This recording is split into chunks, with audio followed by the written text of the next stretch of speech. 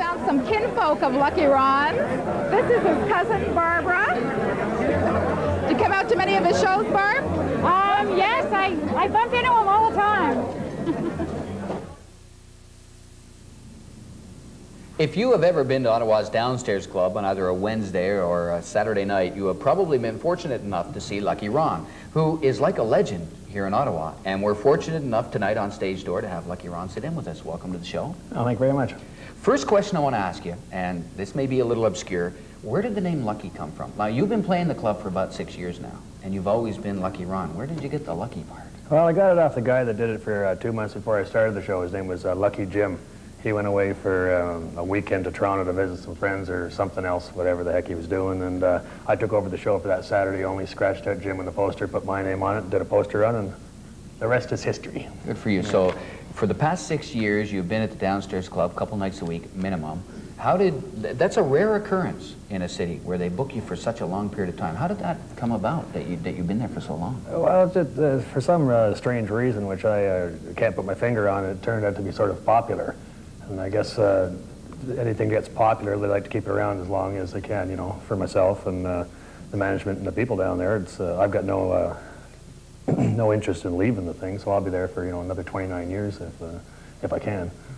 From seeing your show, and from people who have seen your show live a number of times, I mean, there's a mixture of rockabilly and country, and sometimes it feels like there's a little bit of blues in there hiding in the background. It's, you subscribe to the older music, like the original stuff. Yeah, period, in any sort of a form of music, you know, whether it's whatever I'm playing at the time, you know, it's always the earliest form of it. You know, whether it be the country or when I was playing rock and roll music, it'd go back to the rockabilly thing for the, you know, the beginning of it or whatever, you know, always like that. We have some video coming up here in just a few minutes where we're going to show some of the stuff that Ron does on stage if you've never been fortunate enough to see him. But the fact that you work alone on stage, that's a lot of heavy pressure, because so many guys like to rely on other band members, and you don't have that. Well, it's not for me, it's not really any pressure at all. As it turns out with this show, it's a heck of a lot less pressure than playing, you know, different places all the time with a band. That's what I based it around. Makes them comfortable here for me, so, you know, the single thing doesn't really bother me, because I get, you know, a good audience, you know, that don't put me in any position to make me uncomfortable. Okay, what about, for instance, because you play in the city a lot, touring or playing around, do you like to travel much? Or? Well, it's, to tell you the truth, I don't really like it at all anymore. I was, before I started the show, I was going in and out of town, bars for 17 years, you know, so I think that's enough for anybody. Especially now when I can play in town, like, and don't have to, it's not any real trouble to me. I jump in the car, go down there, put on my hat, and away I go. It's an easy life for me, that place, you know. So, which leads me to my next question. Some people, some musicians who have been struggling for years would think that you got it all. Because you've got your regular full-time life with your home life, which is your private side, and then you've got your stage stuff, which gives you an outlet and also some, you know, I'm guessing extra money, and you kind of balance the two of them equally. Was that a plan long-term, or it just kind of happened that way?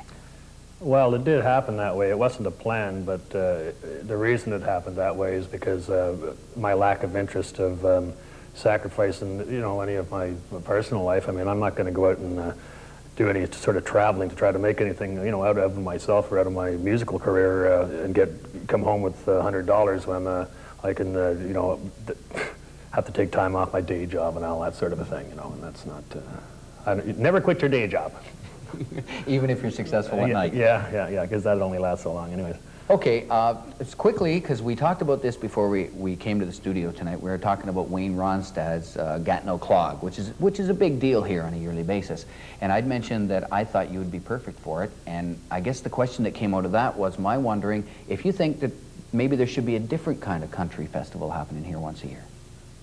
No, I don't think there's anything wrong with that. I think they pretty well wrap up anything that is any sort of demand for. They've got it all wrapped up right there. I don't think that there's any room for any sort of an alternative Gatineau Clog. They pretty well cover, you know, every angle for people that are interested in country music. You've never played it, and I am surprised that they haven't come to you and said, Lucky Ron, you got to be here for the Clog, because what I've seen happen at the Downstairs Club in front of an audience, I can just imagine what you would do to 5,000 or 10,000 people on a stage. Yeah, well, sometimes, you know, you can't it's hard really to look at it that way because, for starters, with the people I got coming down there, a lot of them before they came down, wouldn't even listen to country music, and the people that do listen to country music before, they don't come down at all.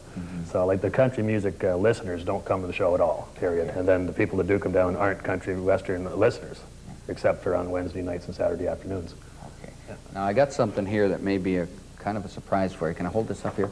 This is the band that you played with before you were just Lucky Ron, the Mockingbirds.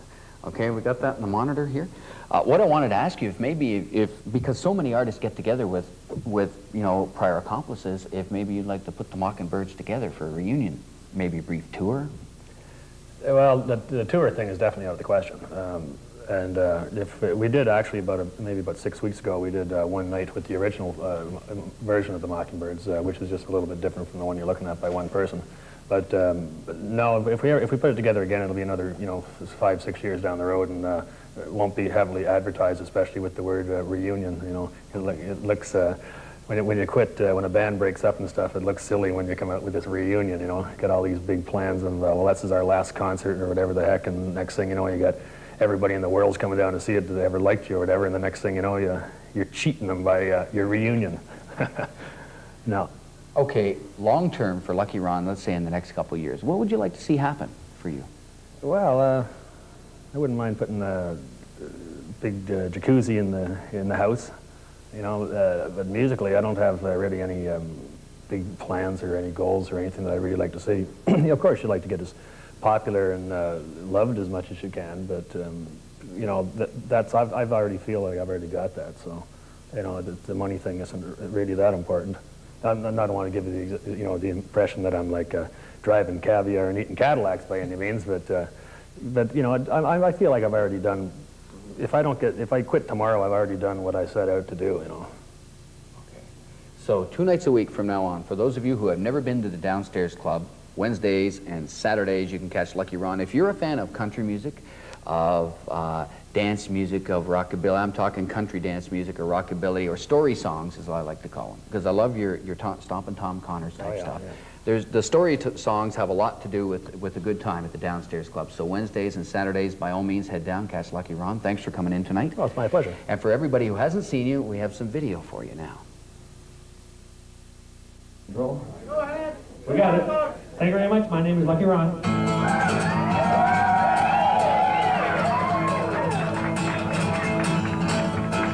On the mountain, what do you see? Bear tracks, coming back to me.